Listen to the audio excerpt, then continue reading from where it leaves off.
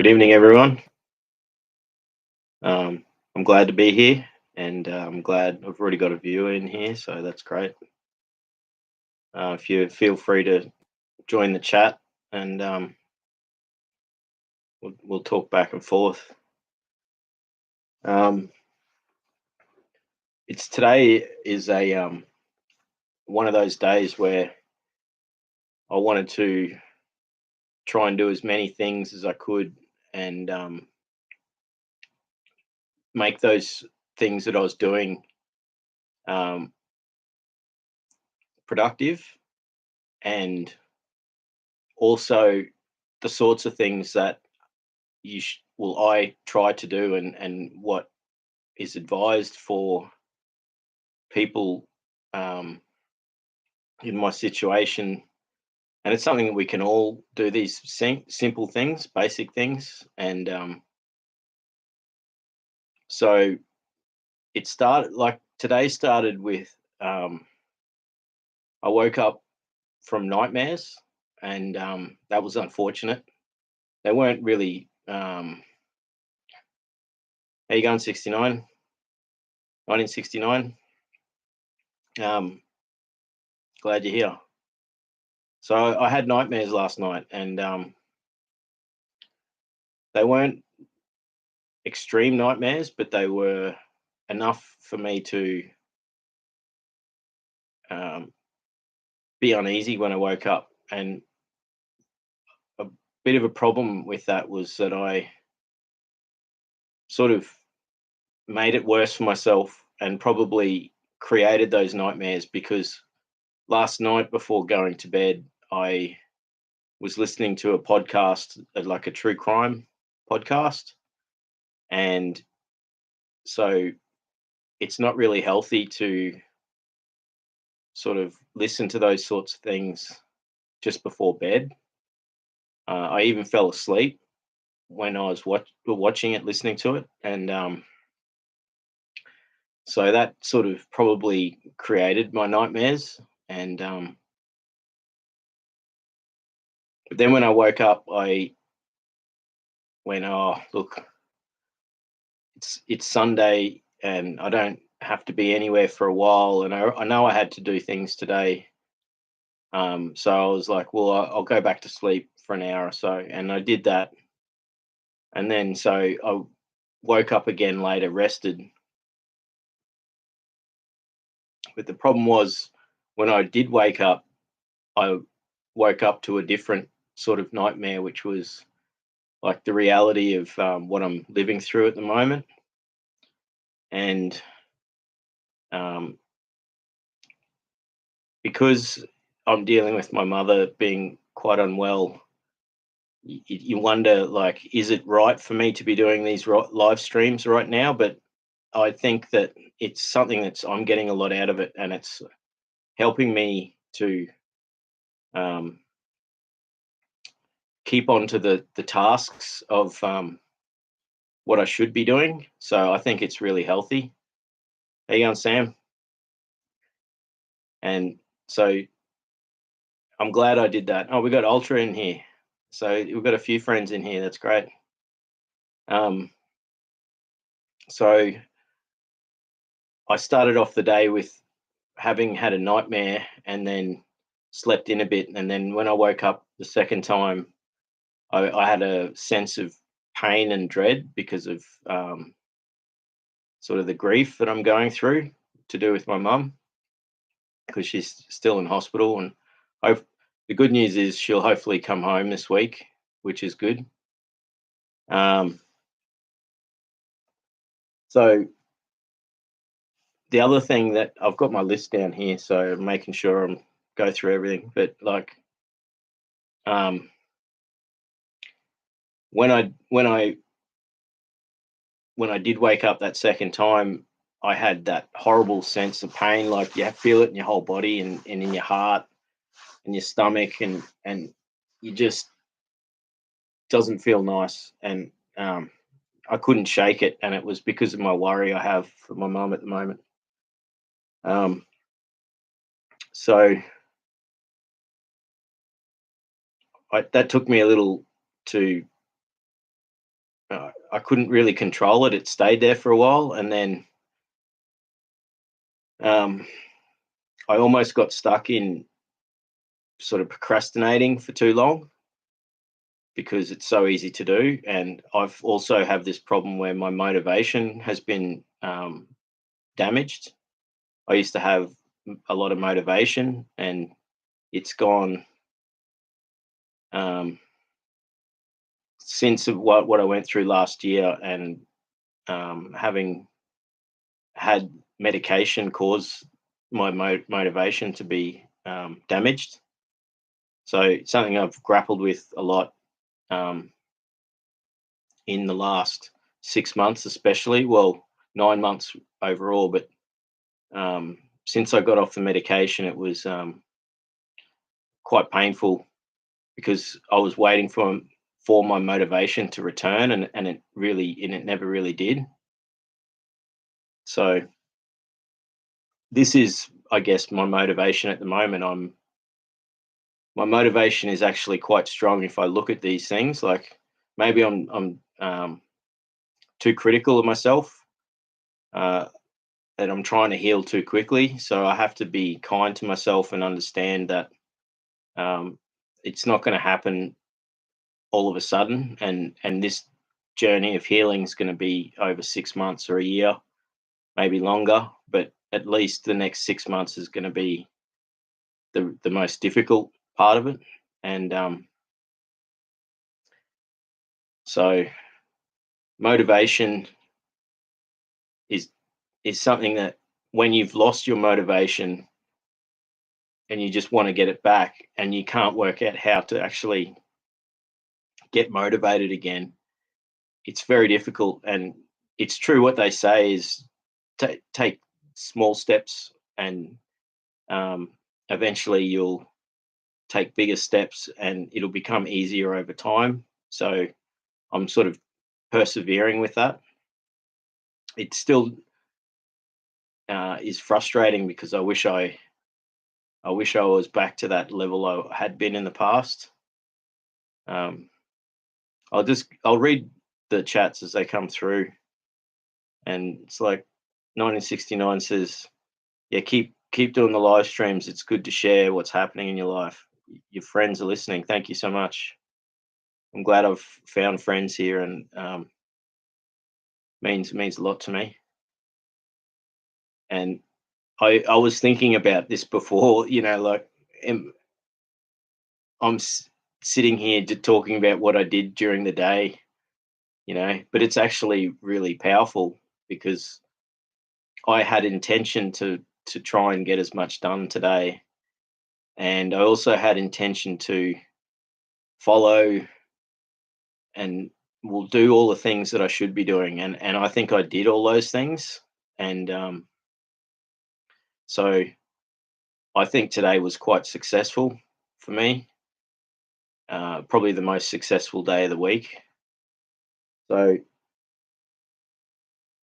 what I did before I got moving is I focused on just relaxing for 10, 20 minutes or maybe half an hour, and I didn't consume media.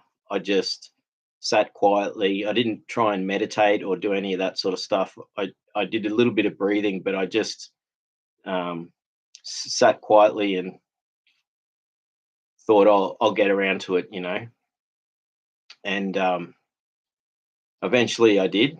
So the next thing I did was while my mum's in hospital, it gave me an opportunity to do a lot more sort of thorough cleaning in the house that I couldn't do while she was in here at home. So I swept all the floors and even underneath all the chairs and the couch, and um, and I swept and then I mopped the whole place, and that took me like 2 hours to do that. And I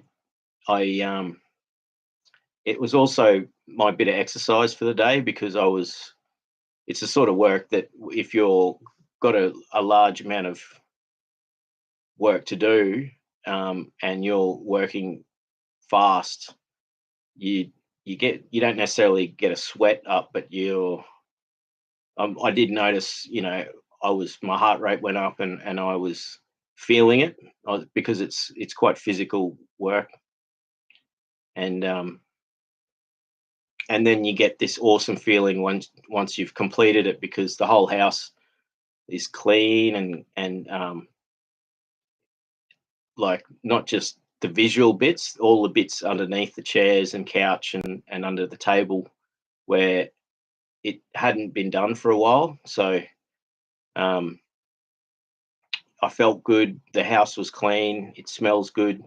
And then hopefully, like, mum comes home in a couple of days, and she's like really appreciate coming home to a clean house. So um,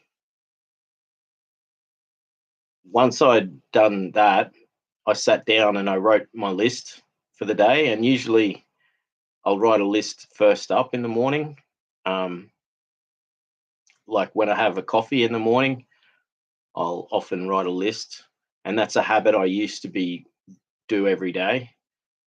Especially when I worked for myself, I had to do that, and um, it's so much benefit in writing a list and for your day. And you put in the list the things you want to do, um, and as well as the things you need to do, and put a few extra things in. And if you don't get through the whole list, it doesn't matter. Um, and another thing with lists is you can carry over to the next day. So something you didn't do the day before, you just make sure you put it on the list for the next day, and it gives you a chance to try and attempt doing that the next day. So I'd written my list, and then uh, well, it wasn't long before I had to go see my mum then, and then I went around and did a few things for myself. Then I did a bit of cleaning for myself, like got wash. I didn't do the washing, but I got my washing ready to do. Um, and so yeah, like 1969 saying, you're smiling. Thank you. I was smiling before. I made your day. You've made my day. Well, thank you. Like, I'm smiling a lot doing these streams. The first few were very difficult, and I think I'm getting better at talking. And I think you'll hear my voice is like um, much more happy and lively, which is good. Like, that's a sign that I'm getting a lot out of this, and the interaction I'm having with you all is um, it's great. So 1969 says, keep moving. Uh, Keeping yourself busy right now is a good thing. Your mum will appreciate what you've done in the home. Thank you. Yeah, she will. Um, and my dad's appreciative too. He's um, and I guess I do a certain amount of cleaning at home, but this was like I'll do that bit extra, and then so yeah, it was distraction.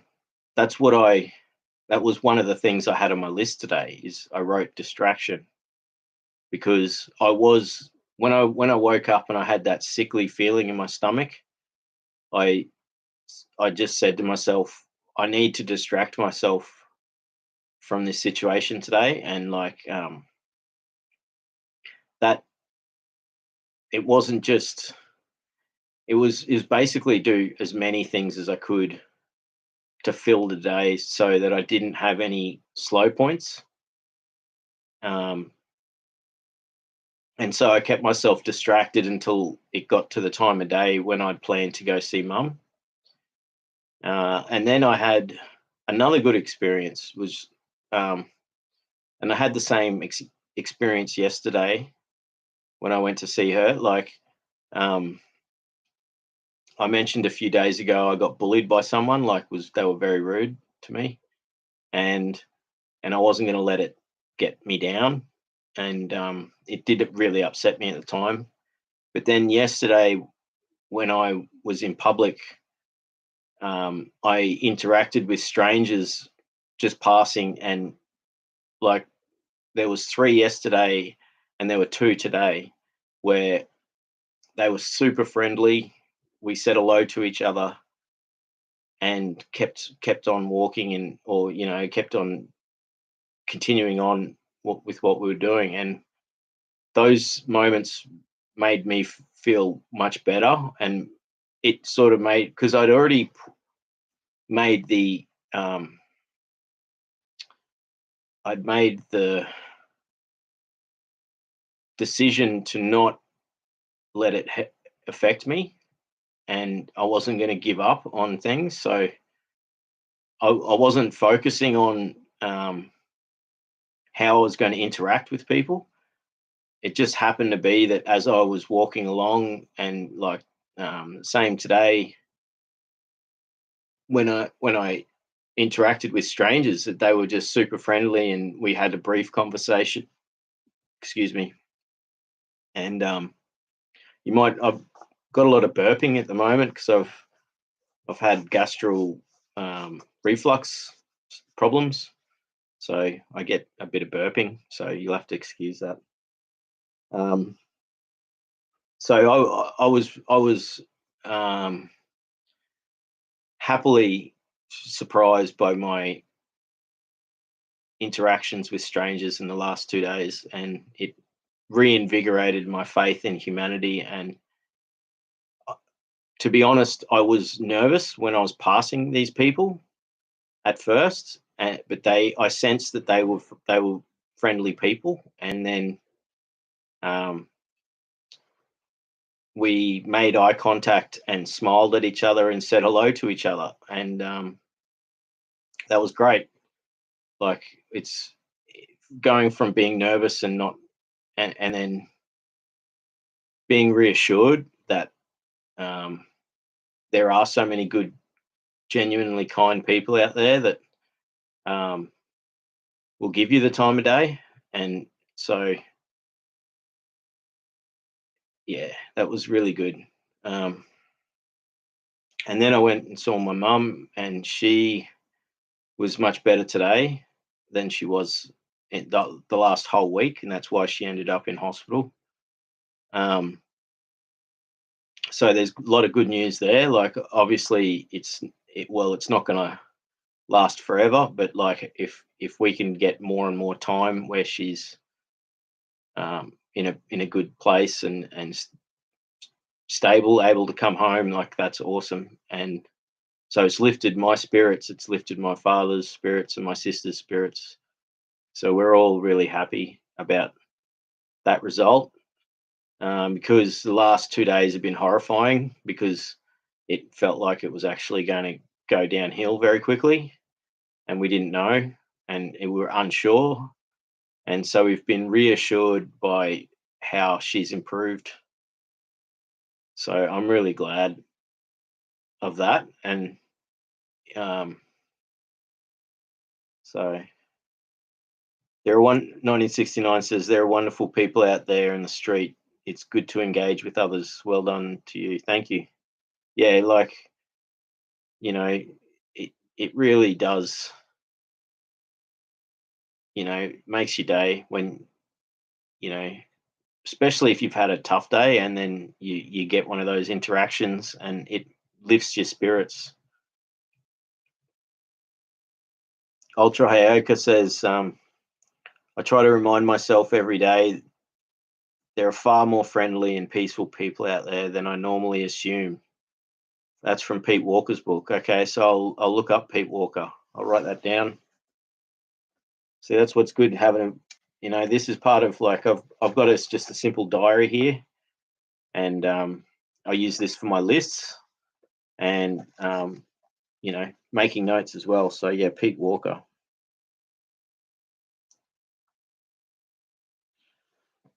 There you go. Thanks for the referral. I'll check out his work. Um, so on part of my list today was to enjoy a really nice meal, and I often eat one meal a day, like one main meal.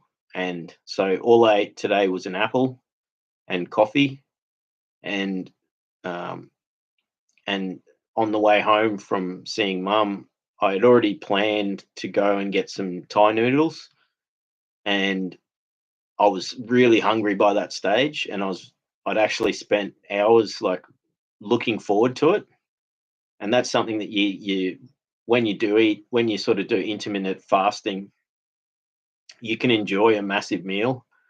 And oh yes, nice. That's yeah. I think I know that dude. So yeah, I'll that Pete Walker. Yeah, yeah, yeah. I wasn't sure. Like I've been. I think that's the book I've been told to read. So that's another referral. So that's definitely on the list. Yeah, that's it. Right, I write names down to check out, or I forget. Me too. Um, it's a great way to um, you know have a running list of what you music or you know movies or books to read, and so I'm I'm I'm definitely going to read that. Surviving to Thriving. Um, Things are looking up for all of you. Best wishes to your mum. Thanks, 1969. Ultra Hayoka says that book helped me so much with my inner critic. See, that's what I need is because I have such a strong inner critic, and I catastrophize, but I also put myself down, and I don't have that optimism for myself. Like sadly, um, I'll apply optimism to other people, but I'll deny myself that same thing. And it's amazing how much believing in yourself, and not just believing in yourself, like not being so critical, but that's CPTSD is like it's a big aspect to it is being self-critical and having low self-esteem and low self-worth. So if you can improve that, it's a surefire way to improve yourself and improve your life and heal. So, and that's my journey at the moment, and it's going to continue because I'm so far along the path now. I know I've got such a long way to go, but the amount of improvement that I've made, um, especially in the last 6 months, and that's despite what I've been going through. Um, it means that if I keep doing these things, then there's a good chance that I'm I'm gonna I'm I'm gonna heal from this. I don't know how long it's going to take. It could take years, but even if it takes years and years, it doesn't matter if I'm improving along the way because it's going to get less and less. So already, I don't get as I don't get severely triggered like I used to be. So I haven't had a trigger that's lasted months for a year, and um, they've lasted for a week or two at a time, but I haven't had any that have just lasted for months. And that's what it used to be like. Like I couldn't once. And the other problem I used to have is because I wasn't aware of how to ground yourself properly and control your control the triggers. I would I'd be stuck in one trigger, and then just as that was sort of getting better, like suddenly another thing had come along, and so it was a whole different trigger. But I would be, um, I'd still be stuck in that state. So it just kept. It felt like it was perpetual. It felt, and there were long periods in my life where, it was continuous, and it wore me down, and that's where that's the past. I don't really want to.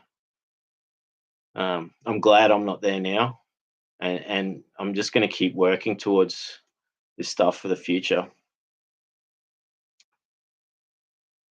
Paul says, I'm constantly trying to improve my by looking at self-help stuff to understand myself. That's great, Paul, and that's Paula. Sorry, how you going, Paula? Yeah, so me too. And something I've found with the self-help stuff and researching how to heal from complex trauma and all that stuff is that I get a fatigue. Like I can only watch so many therapy YouTube videos, and especially I don't want to overdo it anyway because I want to retain what they're saying. So, but at the same time, it's something that I spend a lot of time doing, and the more I'm educating myself, the better. And you're right. Like the more you do it, the more you understand yourself and how the brain works and how the body works, and it has such a benefit overall. So everyone should be doing this sort of stuff, you know, even not just people who are suffering, And so 1969 says Tim Fletcher is good guy on YouTube. Has He's a um, CPTSD expert. When you have time, watch him. Well, I'm going to write his name down right now so I don't forget. Tim Fletcher.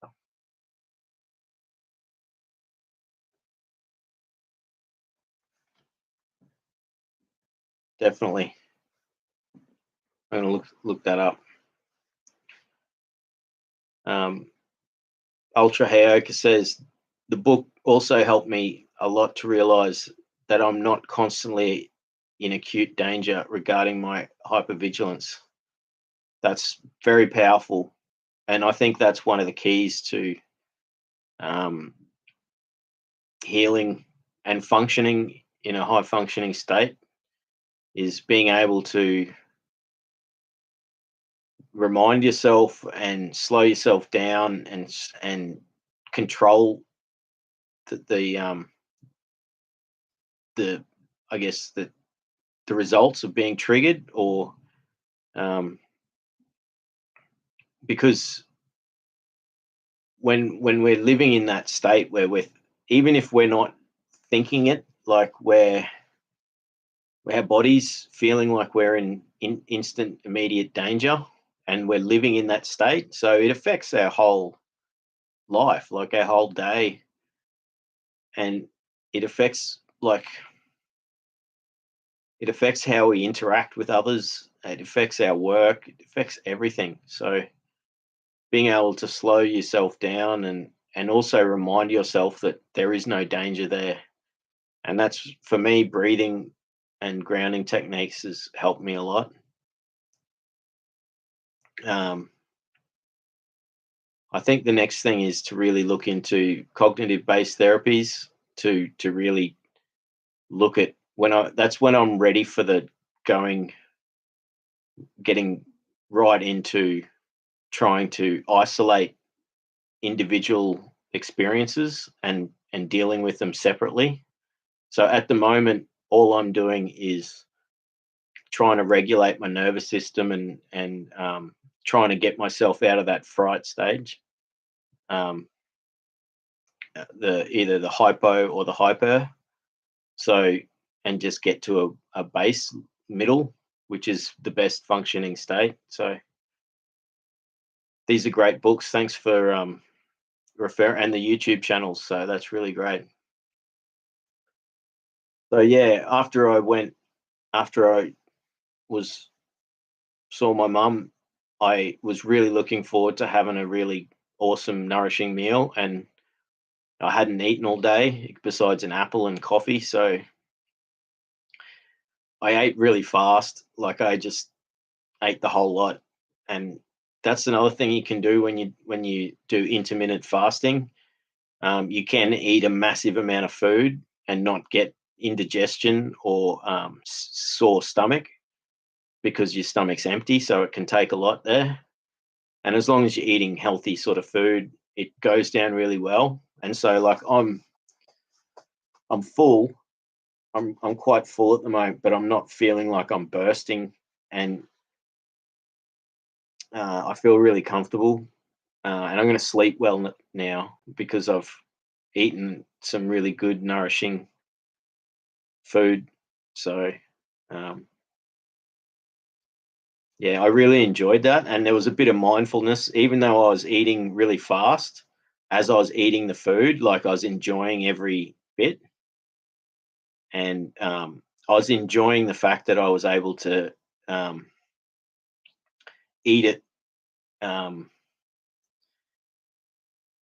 and focus on just eating the food. Like when I got to having dinner, I just was that's all I was thinking about. So because mindfulness when eating is usually eat a small amount and eat a little portion and like put it in your mouth and chew on it and taste all the flavors and think about like where the things come from, and try and separate the flavors and like chew as many times as you can. Don't eat fast, but I was actually eating fast and enjoying it. But while I was eating, I was still being very mindful of it.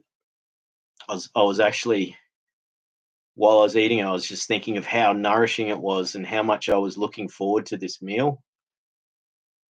Um, and then, so I feel really good now. Like I've, I feel awesome because I've accomplished all this stuff today, and even this doing this live stream, it was on my list to do, and I scheduled it. So I thought, I've got something to look forward to when I get home. And so I get home and like I get to eat this meal. I had a chat with my dad. We talked about everything, and then I sat down and started the stream, and I feel like I've accomplished everything I planned to do today, which is awesome. And um, I even managed the difficult things. So when I woke up and from the nightmares, I went back to sleep again. And then when I woke up the second time, I hadn't had a second lot of nightmares, but then I had the unfortunate, like, sickly feeling because I was worrying about my mum. But then I did a bit sort of um, sat quietly and rested and really focused on calming myself down, did a little bit of breathing technique, and then I managed to go from like feeling sickly in my body from the worry and the grief, like I was able to like calm that, and it faded. And then I wrote my list of things to do, and I achieved everything on the list. So I've had a really good productive day, and I'm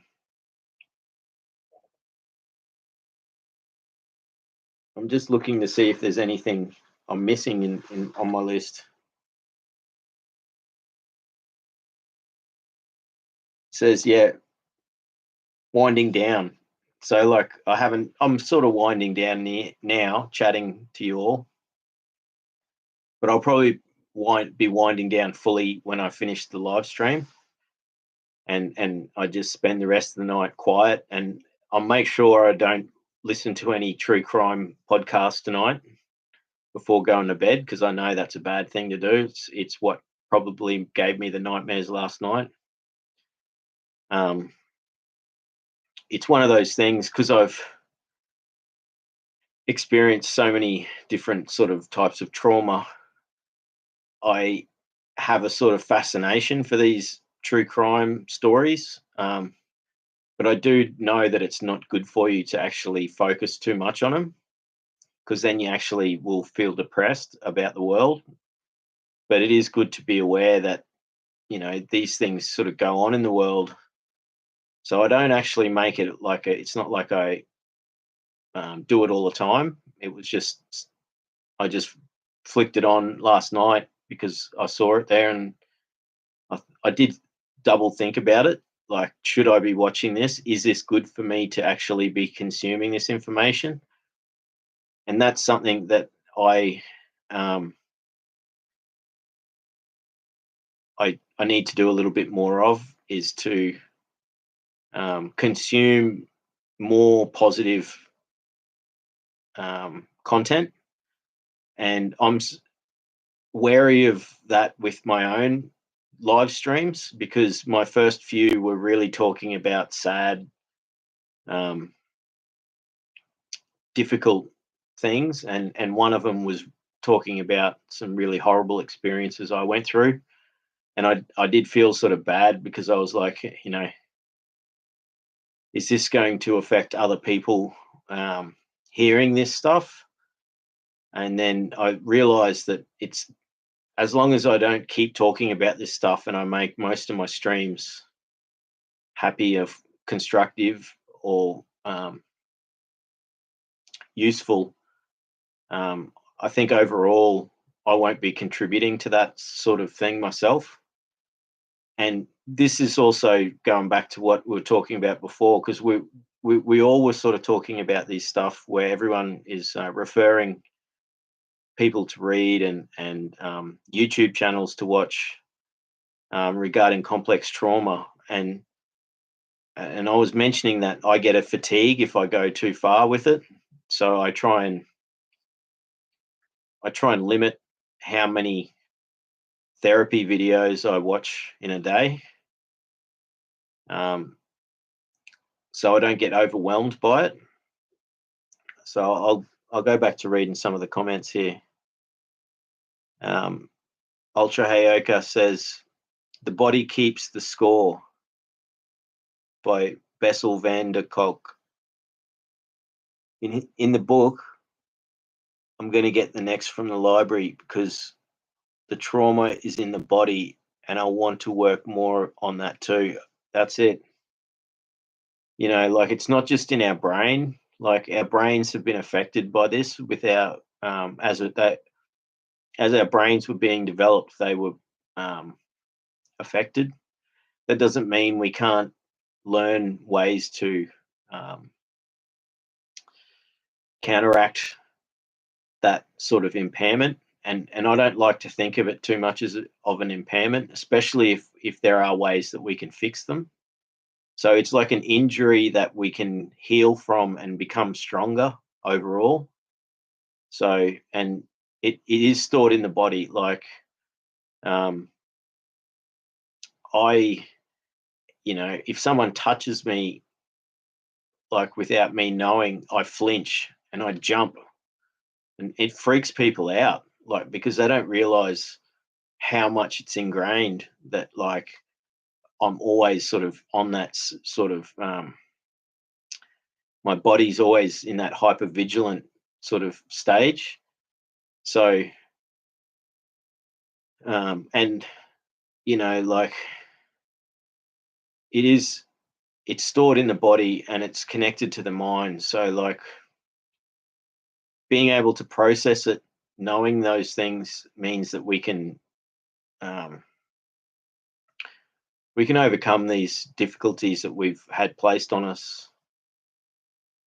So I'm going to write that down, Bessel van der Kolk. But I'll keep reading the comments too. I can always go back through the live stream and write these things down, but why not write it down as I'm chatting, because it's done then.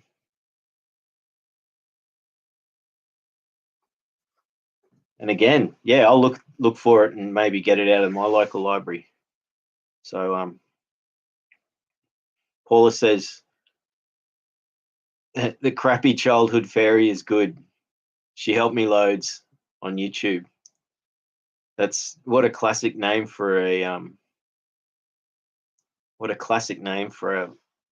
YouTube channel. I haven't seen that one. So that's another one. So I'm going to have to write this down, because I've started.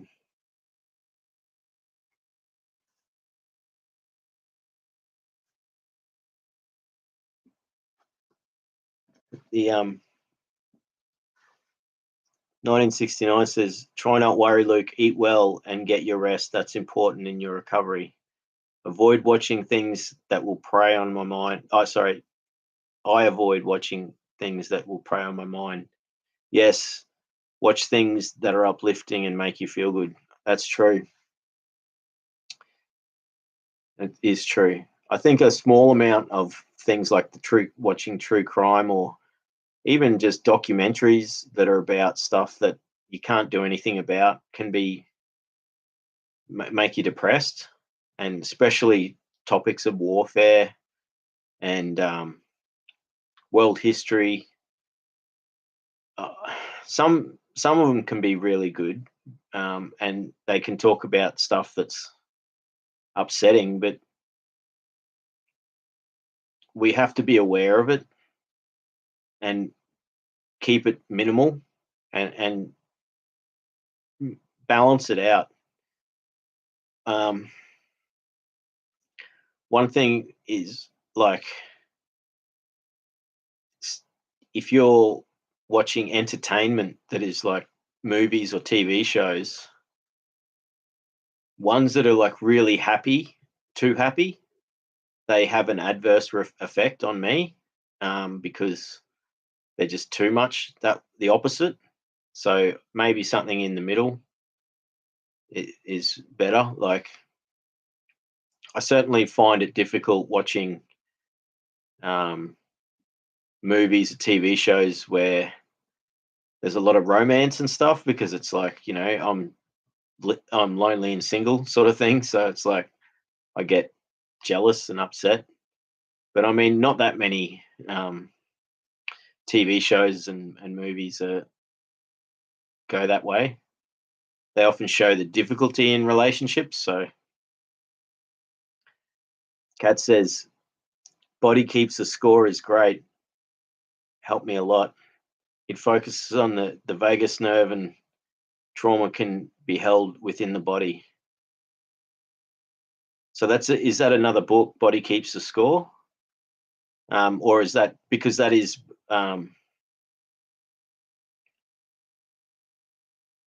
it's the more I'm learning about this stuff, like, it's you can really unlock these things and reset your nervous system, and you can reset it in a way that it doesn't keep going back to that, um, where it was, so you don't get trapped in that pain cycle. And there's nothing worse than not just reliving a memory, but actually physically feeling it.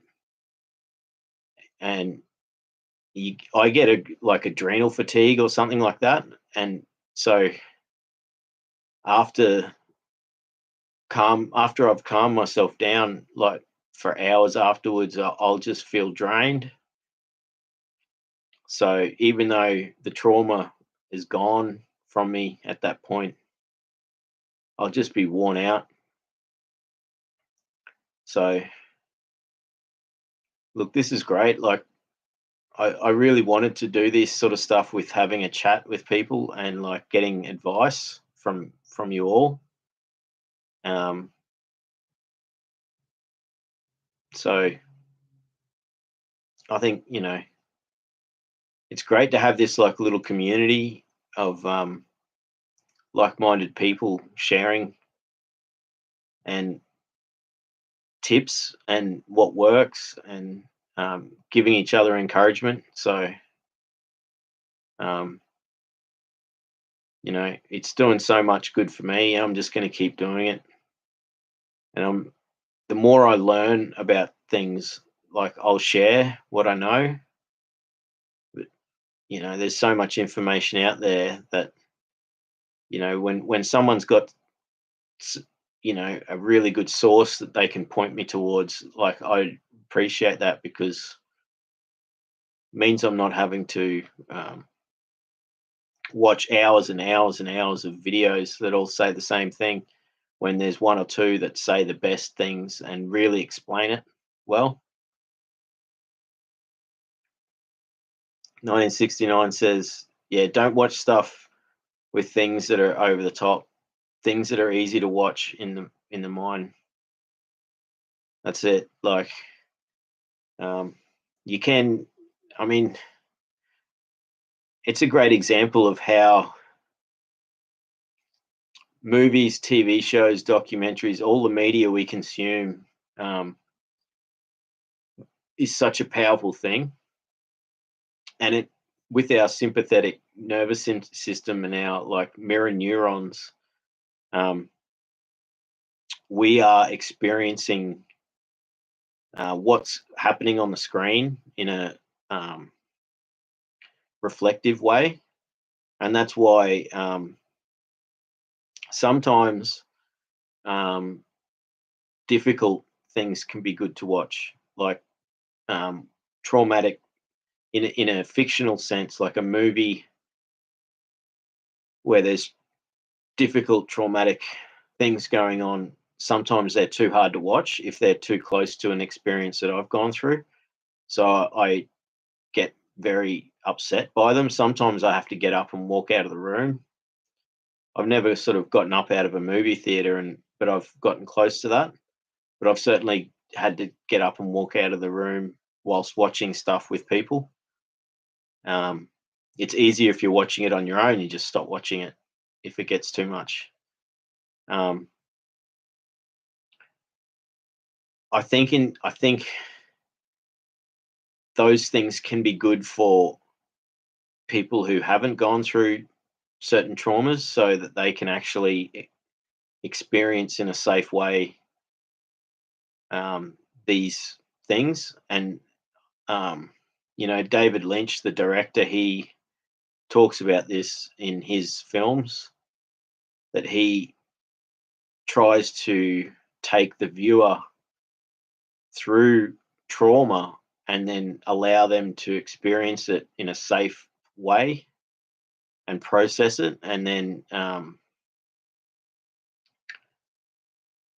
that they can get something positive from that. And I think that he actually achieves that with some of his stuff. That says try adrenal cocktails. They support the adrenals. It's I think it's orange juice and a dash of salt and a potassium. But there are other recipes on Google. I'm going to write that one down because I need to know these things. That's a really great practical thing. That's not just using like mindfulness or whatever. That's actually you making a tonic that's healthy, and um, you're able to balance out your body, because that's awesome. I'm writing that down.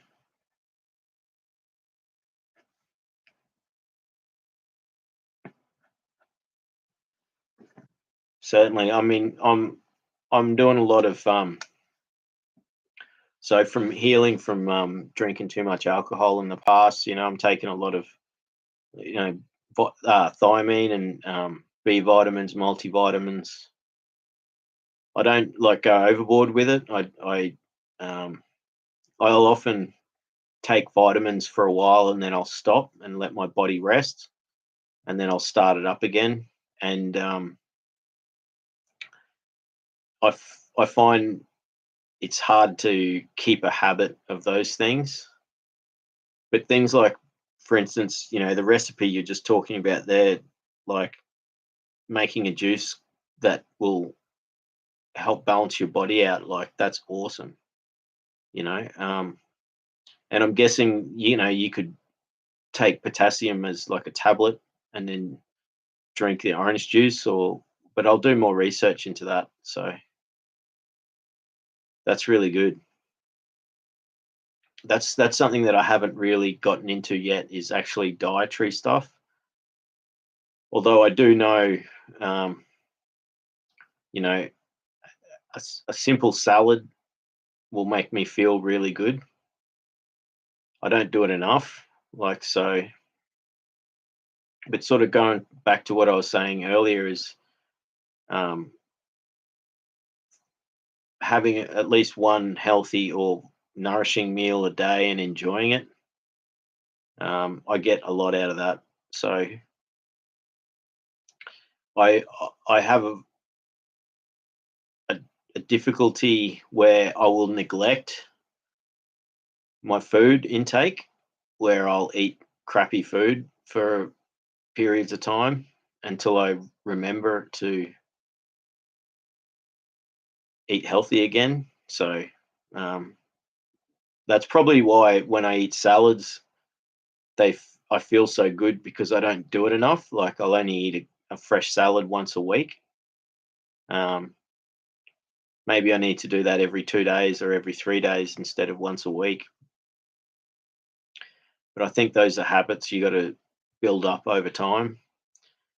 Um, my main sort of dietary thing is the intermittent fasting, and so one meal a day or two meals a day um, works really well for me. It doesn't work for everyone, but I'm you know going to start focusing on diet a lot more. Like I put on from when I went into hospital last year to now, I've put on like over 10 kilos, and that happens sort of bit by bit, and my weight fluctuates a lot up and down, and so I want to try and get healthy, although it's hard for me to do because I'm trying to build the exercise habit. And at the moment, I'm only managing short walks, and the only exercise I'm getting is like um, doing work around the house. Um, and that's just because that 6 months period I had um, after like getting off the medication, I had lost all my motivation. So it's only just coming back to me little bit by little bit. Um, Doing these live streams is probably the best thing for me as far as getting my motivation back again.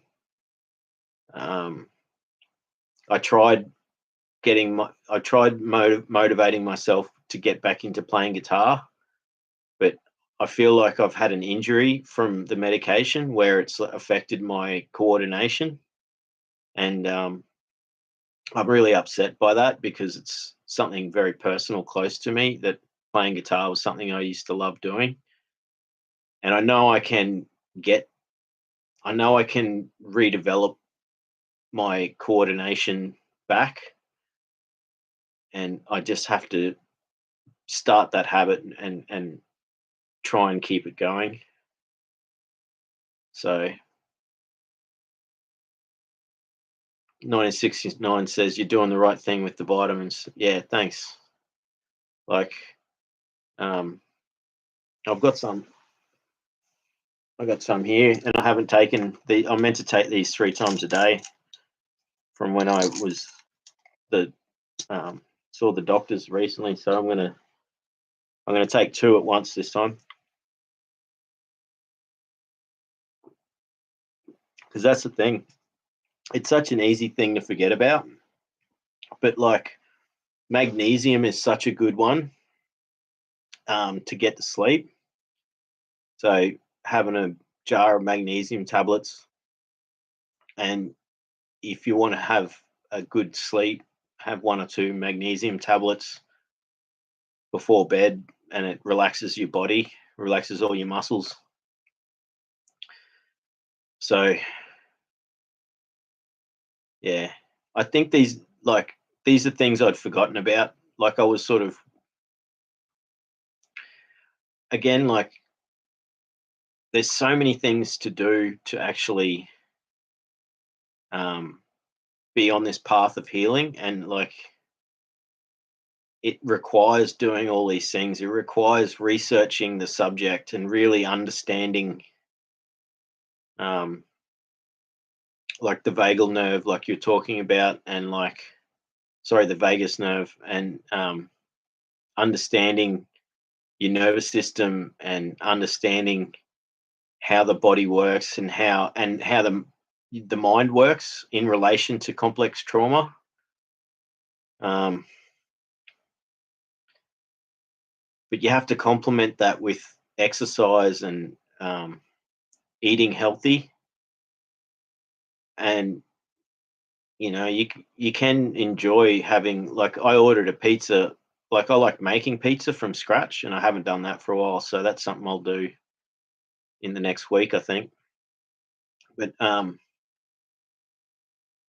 enjoyed, like, I got a whole pizza, and I didn't eat the whole lot, but I did that this week and I enjoyed it. And if you don't eat pizza every day or eat fast food every day, then you can enjoy it when you do have it. Um, but I guess the point I'm making is that there's so many things that are habits that you want to, like, establish, like writing lists, like having a diary, and that's what people have said I should keep a journal. And I sort of do with the diary. It's not like I don't really put my thoughts down. But one thing, like, I was writing poetry for a while in the last few years when I was going through some pretty stressful times. It was like a great escape for me. And when I, before I even went into hospital last year, I wrote like a poem about, like, what I'd just gone through, and it was so therapeutic for me to do. It was like a really powerful poem, and it wasn't really a happy poem because I went through an unhappy experience. But the poem actually is about survival. So even though it's difficult and traumatic, it's actually got a positive result or out outcome to it. Um, and when I got back from hospital and I was on this medication, which was the most horrible experience I've ever had in my life. It was like 5 months. It was 4.5 months I was on this medication, and I I could do a whole live stream describing what it was like, but I don't want to because it's so horrible. Like, I had 5 or 6 major side effects from it, and 24 hours a day, it felt like I was in hell. Even through my sleep, it was like I was in hell because I was given a long acting injectable. So they injected it in my arms. And that's probably why I've got this uncoordination now from not, which I will overcome this, and I will get back into playing guitar. But my arms feel weak. It's like I've had an injury from this because they basically inject a clot into your arm and it stays there for a month. So this was a 1 month long acting injectable. And so they inject this clot into your arm and it releases the drug over a month. But what happens is you get surging from it. So, like, it doesn't happen evenly. Like, um, it happens sort of, it's meant to happen slowly, but you get surging from it. So your body goes through these rushes, and um, it was. I'll read the next few comments. But I'll maybe before that I'll try and finish. Like, I was talking about the poetry, and so while I was on this medication, like, I was living in hell, and, like, literally my vision was blurry. That was one of the side effects. And I couldn't see like 15 meters in front of me properly. And I was telling a professional about it, and they're like, "Oh no, you're just getting old. You've, like, that's your eyesight." And it's like, nah, it's this medication. And then when I got off it, my eyesight cleared up again. So I'm really glad that it wasn't permanent damage. But yeah, writing poetry helped me get through that life, like through that period, 4.5 months, and then I continued writing, and I sort of stopped. I haven't written any in the last 2 or 3 months, but I've got a whole bunch of these poems that I've written in the last 6 months to a year, and I'll maybe read some of them to you during a live stream sometime, because most of them are about trauma, and most of them are about getting through an impossible task. So even though they might be difficult, like they've got like a positive thing about them. 1969 says fresh pineapple juice first thing in the morning is great. Tuna is good for energy. Salads with brown rice, boiled egg, olives, chicken is good to avoid processed food. Drink lots of water. Yeah, definitely the water. I used to never drink water, and I got around to finally like starting to drink water. Water is life, and that's number one. Like, you don't have to overhydrate, but you do need to get enough. And even if you're drinking water, and even if it's in coffee, like, it's okay. Your body's still getting it, but when you do drink water in coffee or tea, it's not as good.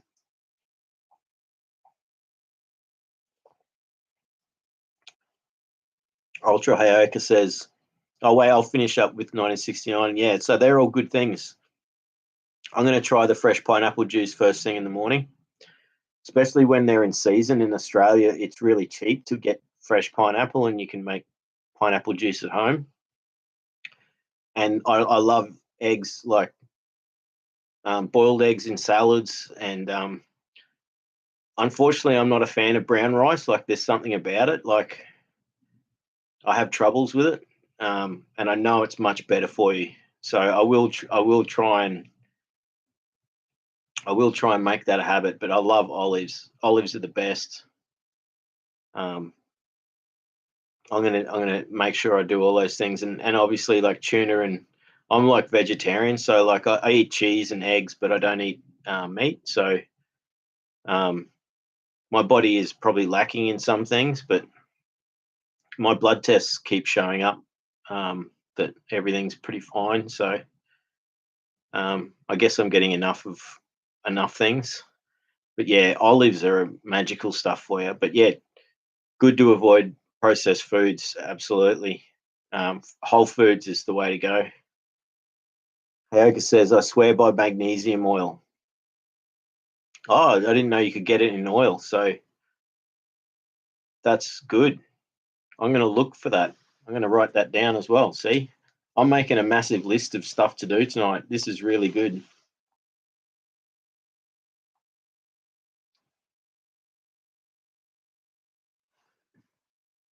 Because I've just taking the magnesium tablets, and to know that there's an oil, that's probably better for you, just for your body anyway. Like, one thing like that sort of turns me off vitamins, and why I sort of stop taking them every so often, is because I don't know, like, your body must be going into shock a bit when you're taking too many of them. Whereas here we go. It's 100% absorbed by the skin, whereas the tablets are only 20% max or so bioavailable. So you're wasting your money with the tablets then, if your body's only getting 20% of it. Yes, and if you get sick if you take too much. So that's another thing with vitamins. Like, you can easily overdose on them. Same with B vitamins, and so that's why I like to rest. I like to rest from it. Sam likes fruit. What medication was it? Sorry if it's too personal. Don't answer. Well, it's personal, but it's like, I don't like bringing attention to it, because the pharmaceutical companies are so massive, and it's like, I don't know. It was see, I attempted suicide, and I was then put on an antipsychotic. So um, I proved that I was not needed to be on it after a while. So that's why I was able to come off it. But it was Risperdal, which is horrible. It's I think antipsychotics are massively overprescribed, and they do so much damage to people. Um, I'm still got side effects from it, and it's been 5 months since I've been off it. And while I was on it, it was absolute hell. Like 24 hours a day, I was living through hell. And you know, I it, one of the side effects is massive weight gain. Luckily, I only put on 10 kilos, um, but people put on way more. It gives you diabetes. So I'm lucky I got off it, because if I had stayed on it for like longer, I think if you're on it for about a year at a certain dose, you'll end up with diabetes. So this drug just gives you diabetes, which you'll have for the rest of your life, and causes you to grow breasts, and it shrinks your brain. It causes dopamine damage to your brain. I I think people in that situation like myself, where I basically attempted suicide, like where I don't like talking about this stuff, but I sort of will because it's constructive. Like my life fell apart, and I got to this point where I I crashed my car, and that was considered it was a psychotic thing to do. So the hospital basically said, we need to put you on this. We don't trust you to go back to society, and they didn't think they thought I was going to keep, you know continue doing the thing I was doing. But I was trying to say to him, look, I'm stable now, and I'm not in I'm not going through what I was going through, but it was too late. Like I'd actually done the damage myself, so I had no choice. But thankfully, I'm sane enough. Like I don't have ongoing mental issues, except for the fact that my directly as a result of my complex trauma, and partially from substance abuse, I got to that point in my life where I um, did something very stupid and something very self-destructive, and I was then forced to take this.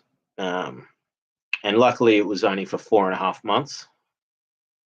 So I was able to prove to them that I don't need to be taking this, and then they agreed, and I had to go through the withdrawals from it, the withdrawals actually were nothing compared to what it was like being on it.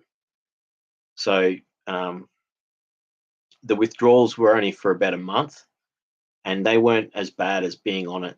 So um,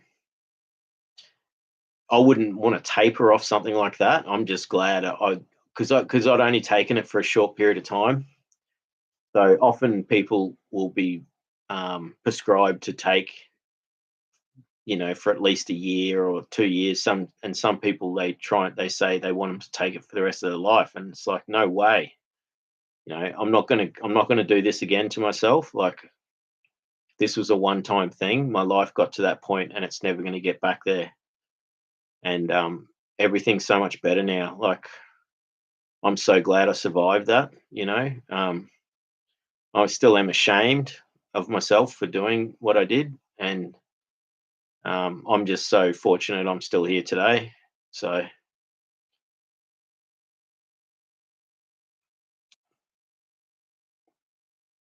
prescription drugs make you worse, Luke. Yes, that's true. It's 1969. Like you know, I don't want to put a target over my channel by talking about pharmaceutical stuff, but there's most of them are horrible, and most of them do more damage to the human body than what they're designed to do. And there's so much money is made by this industry, and so many people's lives get destroyed by it.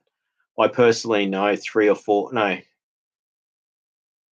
it's definitely at least three people who've actually succeeded in committing suicide that were on antidepressants. So um, I think they've got blood on their hands basically, and I think so many things are overprescribed. Um,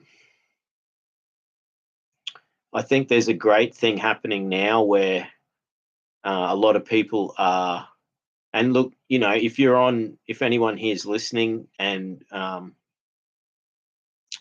they're on pharmaceutical drugs for whatever, like, and especially if they're giving you a benefit, like, I'm not advising you to just stop doing them, right? Like, I'm not advising anyone on anything here. I'm just speaking for myself that, I I didn't need to stay on this, and I was able to get off it as short as possible, and I'm really glad I was able to do it. And I'm stable now, and I would think I'll remain stable for the rest of my life. Um, I think me what led to me ending up in that situation was my life fell apart over a couple of years, and it got worse and worse, and it wasn't helped because I was drinking a lot of alcohol. So you know, it's never going to get back to that. And I'm loving life now, even though I'm still got so much pain in my life. I've got more pain in my life now than I had for a lot, like most of my life, actually.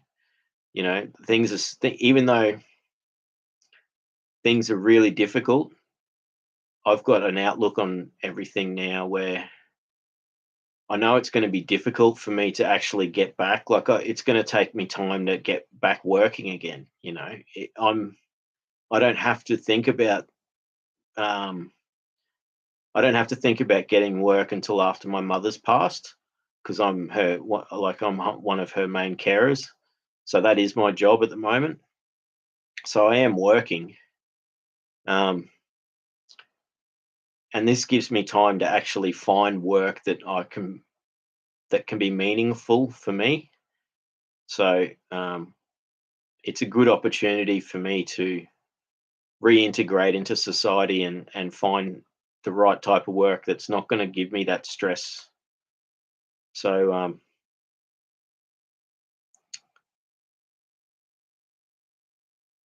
Ultra Hayoka says, I've never heard of a single positive experience regarding psychiatry in my entire life.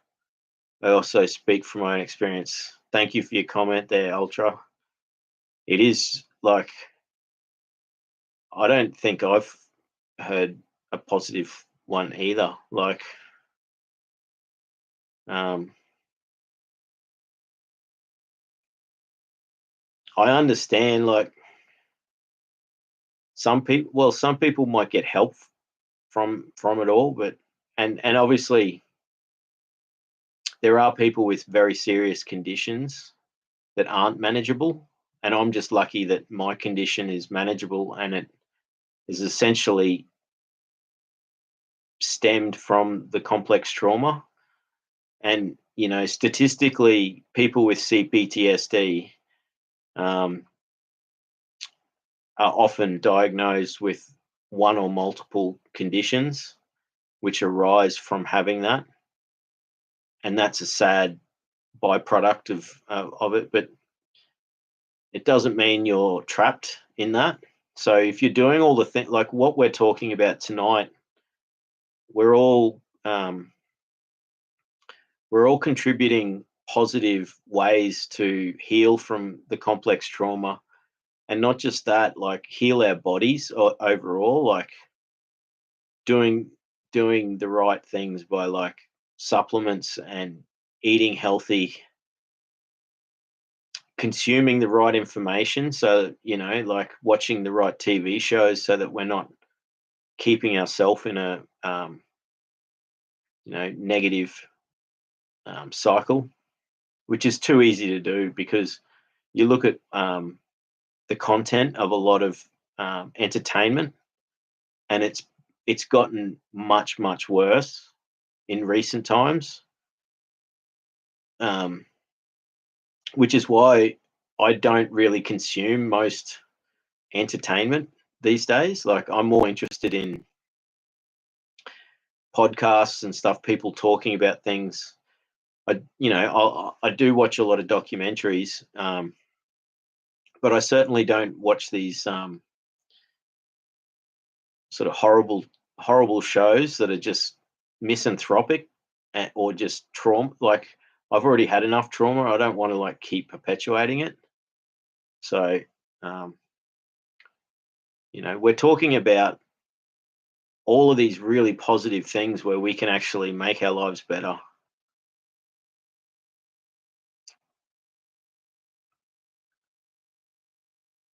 Sam likes fruit, says, me neither. Bad side effects always. That's it. Like, um, um, most of these drugs basically cause more side effects than they alleviate things.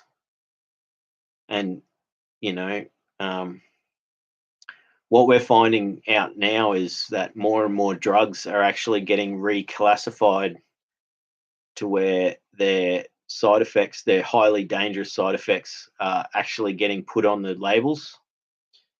And these are drugs that were prescribed just willy nilly, like just over the way too much. Like, you go to a doctor and say, "Oh, I'm a bit depressed," and they just put you on a drug, but then suddenly you've got sexual dysfunction for the rest of your life.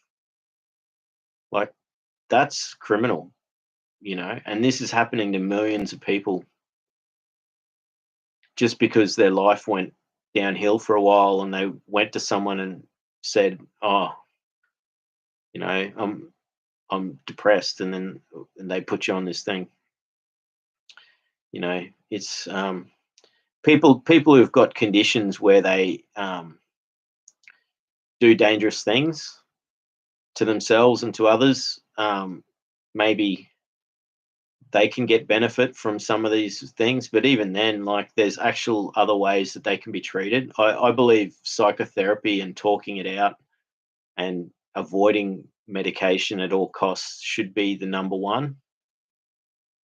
So I've done a lot of research into the anti-psychiatry movement, and that there's a lot of psychiatrists out there that are speaking out now, because they used to lobotomize everyone, and now it's all just chemical lobotomies now. So it's done through drugs, and you know in 50 years they'll look back at now and go, what were we doing, over prescribing all this stuff to people, causing more problems to them.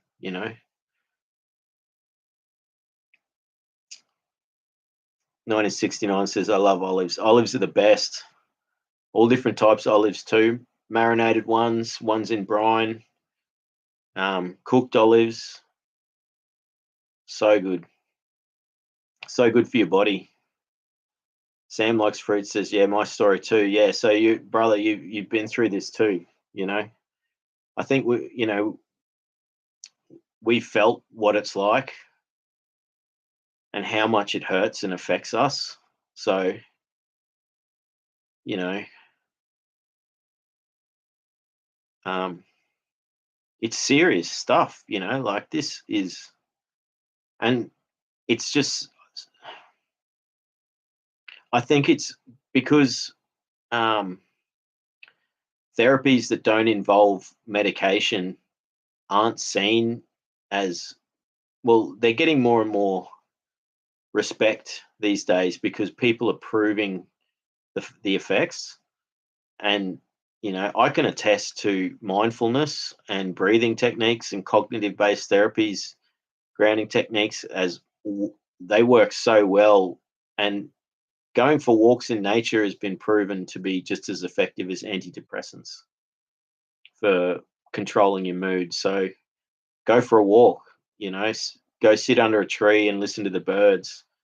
And that's, and I've had psychologists prescribe that to me, and I've gone and done it and got benefit from it. So I've had some really good psychologists that have really helped me. Like, they haven't all been good, but I never went to a psychologist until like I was like 35 or something, and then because I'd held all this stuff in for so long, and um, the first one I went to was great.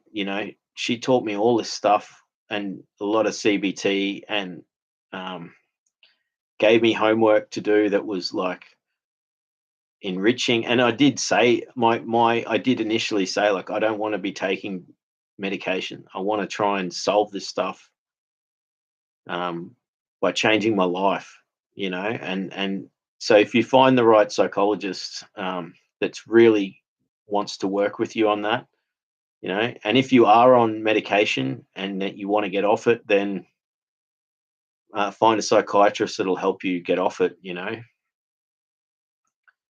So Sam likes fruit says, I'm sorry to hear that. It upsets me. They give this to people. Yeah, it is. And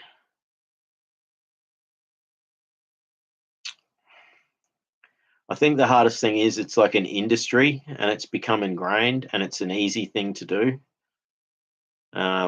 And the, like, I just saw a talk the other day by a group in England, and they're all doctors that work in the NHS, and they're actively, they were talking about de-prescribing and the overprescribing of things, and actually having a system within the NHS that allows people to get off the drugs.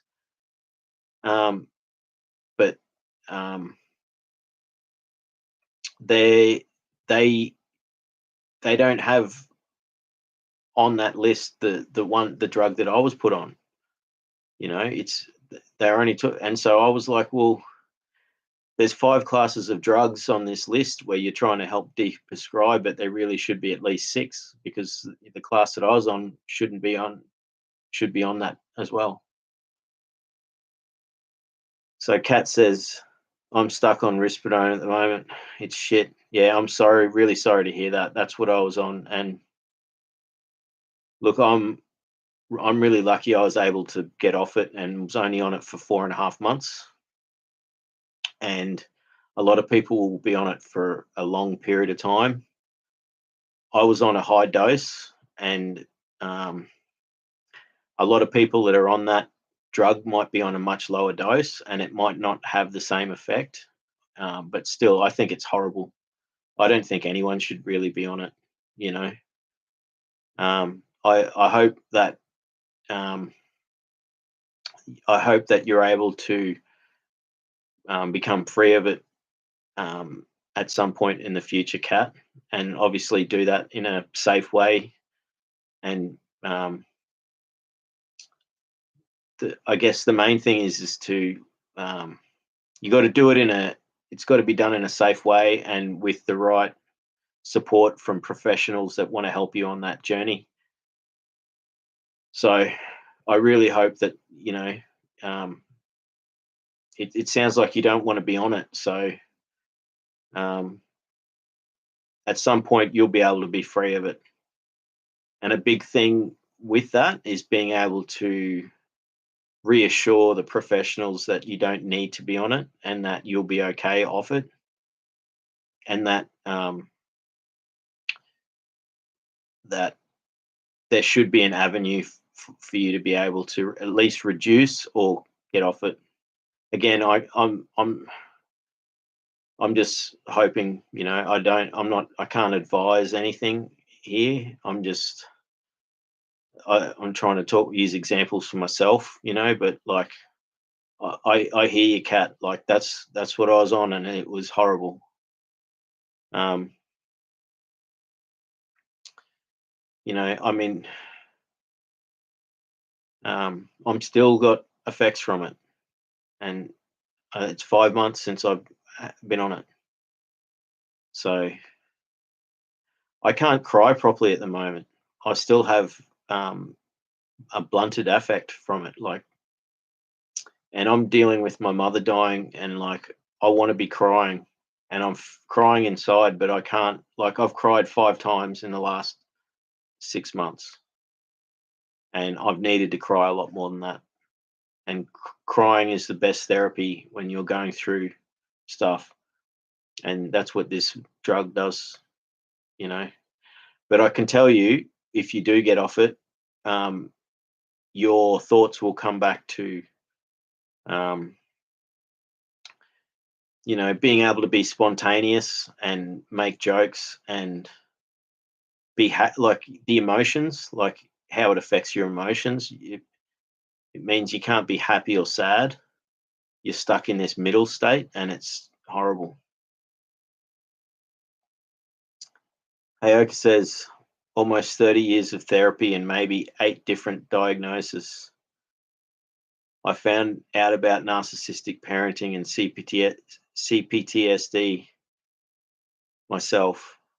Not a single therapist even asked me about my childhood. I think hopefully all that stuff's changing. Like it's not in the DSM-5 yet for diagnosing, but it's in the other book. I forget what the other book is, the ICBM, ICDS or something. It's the international it's the other book for diagnosing. So it is in there, but for instance, like um, it's not being recognized properly yet. And the fact that you had that much 30 years of therapy and 8 different diagnoses, and you had to learn about this stuff yourself. And it's such a crucial thing because it does such a profound thing. So the effect of complex post-traumatic stress disorder is that you have had not an irreversible injury, but you've had an injury to the development of your mind, and it affects your body. And there are apparently, the statistics are in Australia is 1 in 4 people have it to some point, to some extent. So it is so common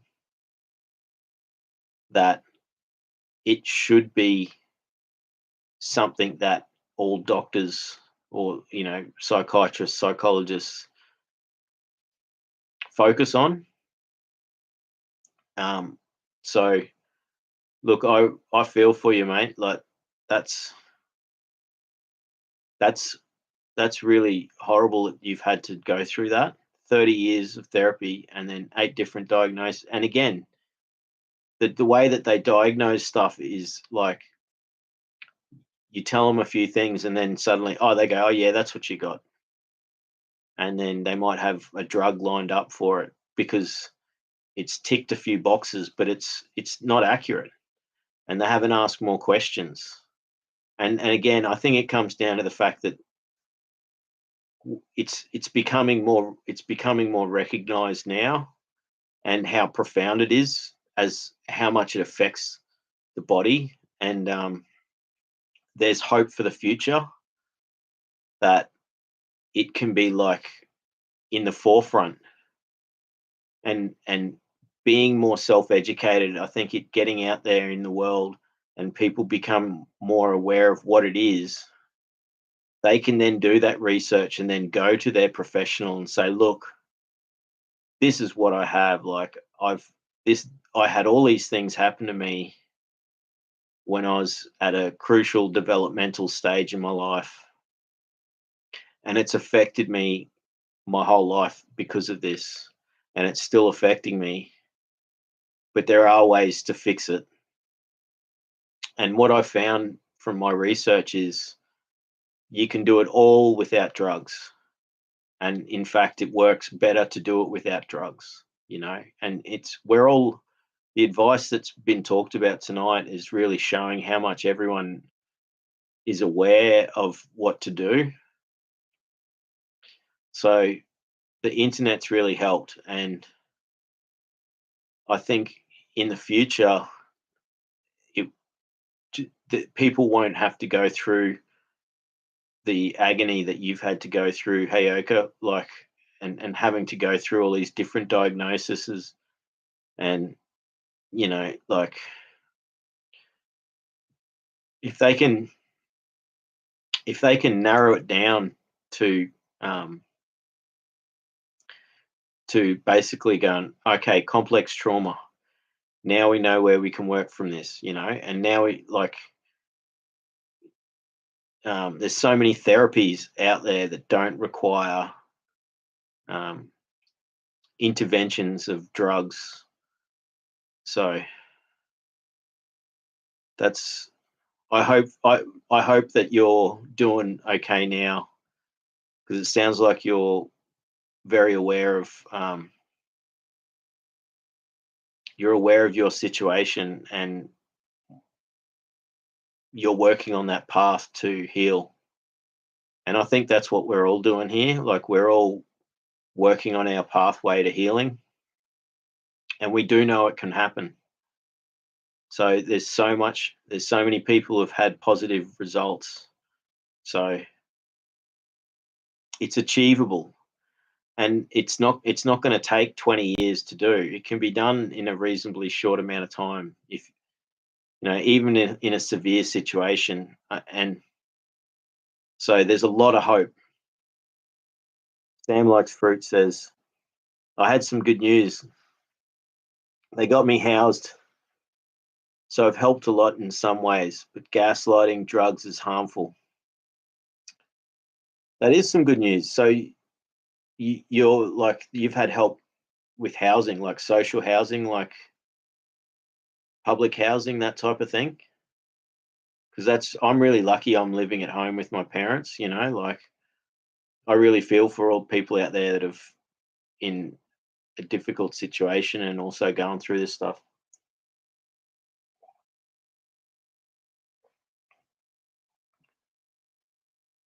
Eric says, I'm afraid that here in Germany, there is only help for privately insured. That is really sad. And I think, like, we have um, like, I'm getting a lot of help from a free helpline, which I can call once a week, and I get 40 minutes of um, counseling and advice, and that's completely free. So I hope there's some form of that in your country where you can, because it costs like $250 to go see a psychologist here. We get a safety net, so we get 10 visits to a psychologist, and that's subsidized, but that runs out very quickly, and then it's like $250 roughly. And I don't have private insurance either. So I think there should be. I think every country should have a special service dedicated to complex post-traumatic stress disorder, and they should all offer almost free service. Because if you look at how much it would benefit society, because if it's the same internationally, where 1 in 4 people have got it, that all of those people are struggling with work. They're struggling because they never completed the degree, they got halfway through. Um, they're struggling because they're dealing with substance abuse, because it's the only way they can get through the day. Um, why not just make this stuff free? But what is free is the information on the internet, on YouTube and websites that have got detailed information. So I that's really unfortunate, Heyoka, that it's unless you got private insurance, you're stuffed. And so I do have that trouble here. Like as far as I haven't got formal diagnosis, um, because it costs too much. So I've got that same problem here. I don't have private health insurance, and it's going to cost thousands of dollars to get this. So what I've decided to do is to just focus on healing and to try and do it by learning through as many ways that I can. Where there's a few books I want to buy, and it's growing every day. Like I got a new one today, like the Pete Walker book.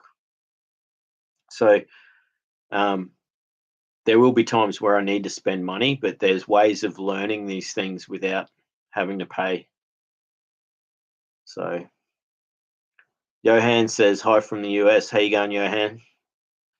Glad to have you here.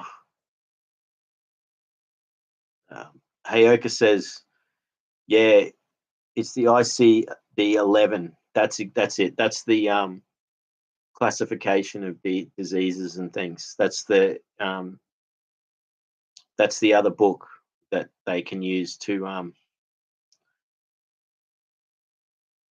diagnose complex post-traumatic stress disorder. Most places use the other one, but I'm sure like you can ask them to use that one or find someone who will, because it's internationally recognized. Kat says, well done getting off it. I've heard it's hard to get off it. Thank you, Luke. I'm trying to trust psych, but I agree with you. There are other approaches to these things. Nature knows best. Thank you. Yes, I hope that you do get off it, and I'm feeling for you going through this because it's so difficult. Um, there's so many bad side effects from it. Like there's more side effects from it than there are benefits, and they're horrible ones, really, really horrible ones. So um, just persevere with it and keep on that path, and just keep reassuring them that it's not necessary, that you're able to deal with this without it. And I don't know your situation, but I'm sure that you sound like you've got a positive attitude and you're able to do this. So keep working at it, and keep talking to your psych, and because really, you know, um, you'll be so much better off. And look, if you're in a situation where you yourself were afraid or worried that you need to be on this, then you would stick with it. And there are people that are in that situation, but it sounds like you don't need to be on this, and you're just stuck in the situation where you're on it now, and that you know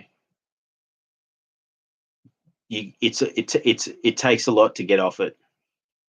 I was just very lucky that I was only on it for that 4.5 months. So many people are on it for 6 months, a year, multiple years. Some people are on it for 10, 15, 20 years. So this drug's been around since the 90s. I think 1990 was when it was first introduced, and it's been harming people ever since. So it's even got a dark side to the research that was done to get it put through, um, to get approved, and it's also got a really dark history where they're actually giving this drug to dementia patients, and yeah, they're overprescribing it, and in an off-label sense, which means it's got nothing to do with the actual original me original purpose for the drug. They're actually giving it to people for other reasons, insomnia even. at very low doses for that, but still, like, I don't think anyone should be forced or should have to take this drug. So, Kat, I really feel for you, and I wish you the best on your journey. And it sounds like you'll get there. So just keep pushing for it, and keep proving to them that you don't need it. I think that's a big thing. So you know, if you're doing the work, then they'll they've got no choice but to listen to you. And there's more and more research into um, actually having good results getting off it. So Hayoka says, besides on my channel,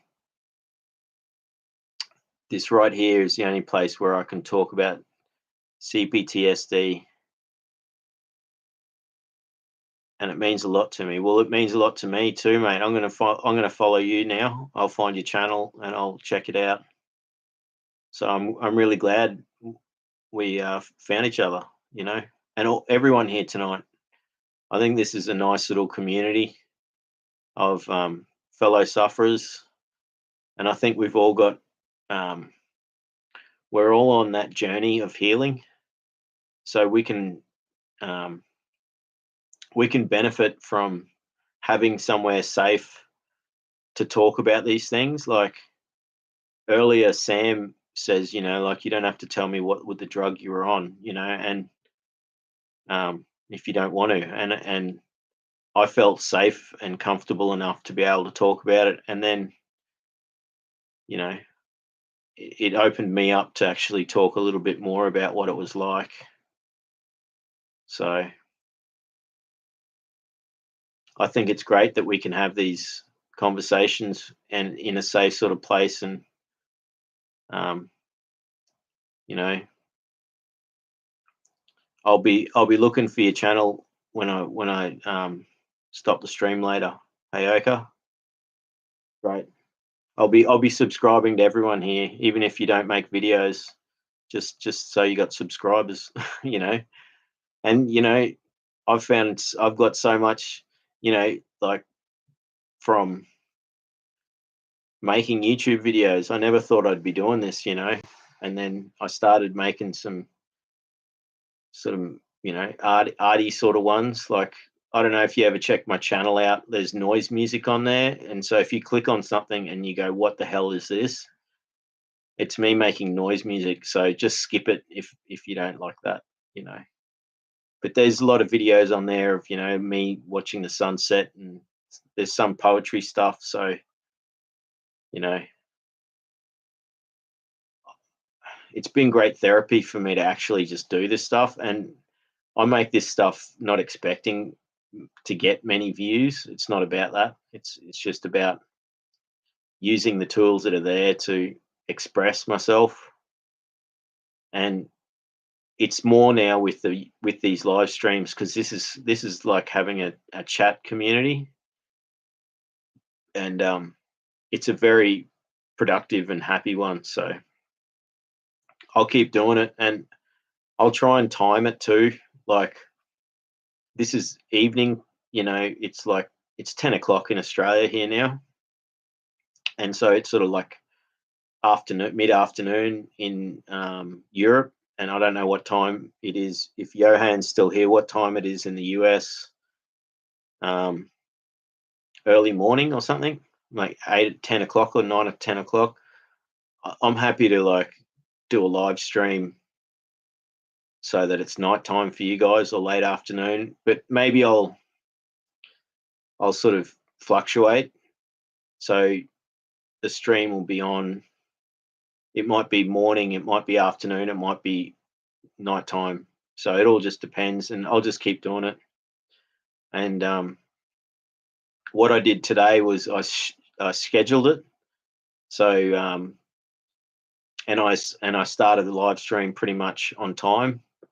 So that'll work. So it's 7 a.m. That's it. It's early morning, Central US.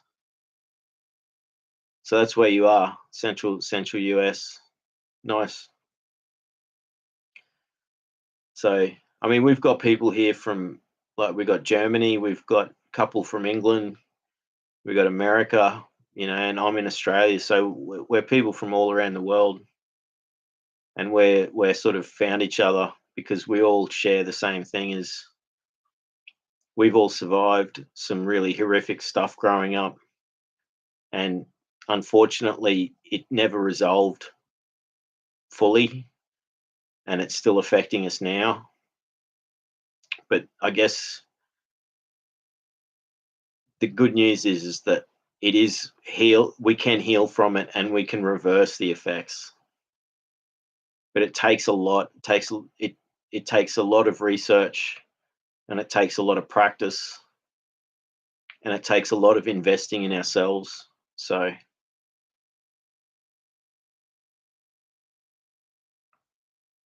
that's awesome. So what does it matter what day of the week I should be doing these streams? Should I just sort of focus on weekends and have it sometime over a weekend, or I don't know.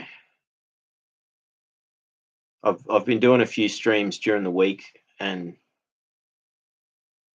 I'm not really sure yet, but I like the fact that we've got all these people in the chat. And if there's people from all over the world, I want to try and make it so that the stream is accessible so that people can contribute to the chat, because this is a great thing for conversations. So, you know,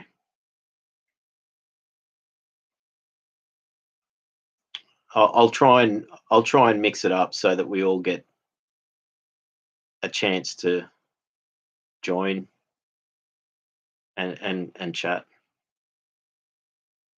Um, I've got a lot out of tonight. I got a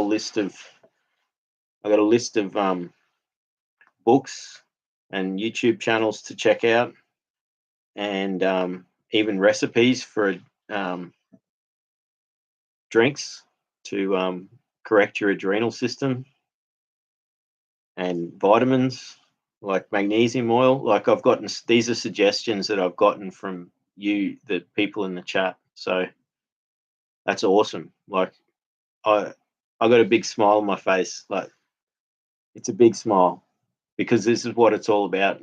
Like finding people and sharing your stories, and moving forward, giving each other courage and hope. So, you know, um, Aoka says, for me, today's time was perfect. I was really looking forward to your stream. Thanks, Aoka. So that's it. It was sort of mid-afternoon your time. So, especially on a Sunday. So that is perfect time, you know. And I guess 7 a.m. for America is not too bad. But that's where, like, you know, America's got a larger time gap from Australia. So it's um, for me to make it um, evening or afternoon for America, I'd have to be doing it either early morning or whatever. So, but I have had quite a few Americans join my live streams, and I'm often watching YouTube at 7 in the morning. So again, if I schedule a stream, I'll try and do it like a day or 2 days early. And so if you're subscribed to me, then you'll get the notification that it'll be coming up. So because I really like this chat aspect to it, and I can't hear your voices because it's not like doing a Zoom chat. But I think those Zoom chats can become too crowded. So me sitting here being the one person talking and me just reading your comments, I think works. I'm still open. I might, in the future, I'm open to having conversations with people over video chat for streaming, but I think this works. Yeah, so it's 120 in the UK. That's perfect. Summertime, nice time of day, and it's a Sunday, so that's good. But so today's been very productive for me. I woke up and I had all these things go on. I wrote my list. So I was trying to do today like all the things that you should be doing is achieve a few things. I ticked everything off the list. I even had great interactions with strangers. After having a negative one a few days ago. So it reinvigorated my faith in humanity and means it's worthwhile being friendly to people. And it's not easy because it's easy being friendly to people, but it's not easy interacting with people, especially if you're removed from society a bit. It's easy to be nervous about those things. So there you go. So it's 2:20 in Germany. Again, great time of the afternoon. So look, I'll try and I'll keep doing these streams. Um, might be one during the week, and definitely next weekend I'll have another long chat stream. And awesome, hey Eka, I'm smiling again too now. And yeah, 1969, I'll be happy with that because she was making me smile the other day, and when anyone can make me smile, I'm happy, and I'm smiling because you're smiling. So like, I was even thinking about this. This is a great mindfulness practice. Is go out into nature, go for a walk in the forest or the woods, or just somewhere where you can be amongst trees or some bit of nature, and just smile. And even if you're not feeling happy, just smile and smile for as long as you can. And like after a while, make your smile even bigger. Not don't smile so much that your cheeks hurt, or but do it as long as you can. And if you can smile for like a minute or two, and like while you're smiling, think about how happy you are, even if you're not happy, and if you're a bit sad, like just keep doing it. And then when you stop, you'll just be like ecstatic. You'll be like happy because you're in this really happy place. You're in nature, and it works. So yeah, I just want to thank everyone for the chat tonight. Like it's been awesome. I've got some really good suggestions for stuff to read and recipes to make and vitamins and things like that. So, and just the interaction with people is awesome. I think I'm getting better and better because I'm doing this and I'm meeting new friends. So, yeah, give it a go, Johan. It's awesome. It's like smiling therapy, right? And I'm smiling now. It's like smiling therapy, but because you're in nature and you're smiling, and you think about how cool everything is, and how beautiful the sound of the wind in the leaves and the birds chirping and the sunlight, and it works really well. Like you just feel so great afterwards. Exactly, that's exactly it. You smile long enough. So the comment was, yeah, your brain starts thinking there's actually stuff to smile about. That's so true, and I think that's how it works. You know, you're doing it long enough, and as you smile, it has the effect of like putting you in that state. But because you're thinking about it at the same time, so you got to be thinking about it. You got to be thinking, I'm smiling right now, and you you know, even if you've had a bad day and you've been depressed for a few days or something, you're smiling long enough that it takes over, and then you start really thinking how awesome it is. And while you're smiling, like, you start looking around at like the where you are and realize what you're doing, because that's when you think, I'm actually doing this for myself and it's making me feel better. And so the more things you keep doing like that, it's reinforcing it.